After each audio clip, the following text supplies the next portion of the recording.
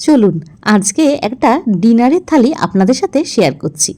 লুচি পরোটা আমরা তো বাড়িতে সবাই খাই, কিন্তু এরকম ছাকা তেলে ভাজা পরোটা কি আপনারা কখনো খেয়েছেন? যারা খেয়েছেন তারা কিন্তু আমাকে কমেন্ট বক্সে লিখে জানাতে পারেন। বিশ্বাস করুন, এই ছাকা তেলে ভাজা পরোটা কিন্তু হয়তো ভাববেন যে এটার আবার নতুন কি, লুচি তো গোল গোল হয় আর এটা তো একটু তিনকোনা, কিন্তু বিশ্বাস করুন এই ছাকা তেলে ভাজা পরোটার আর লুচির স্বাদটা কিন্তু টোটালি একটু আলাদা রকমেরই হয়। তো আজকে ডিনারের থালিতে রয়েছে পরোটা, তার সাথে রয়েছে কষা করে আলুর দম। এখানে আলুটাকে প্রথমে একটুখানি সেদ্ধ করে নিয়েছিলাম আর পেঁয়াজ আদা রসুন দিয়ে একদম কষা করেই করা হয়েছে, একটুও জল দেওয়া হয়নি এর মধ্যে। নামানোর সময় দেওয়া হয়েছে ধনেপাতা আর গরম মশলা। পরোটার সাথে মিষ্টিমুখ করার জন্য রয়েছে এখানে নারকেলের কন্ডা।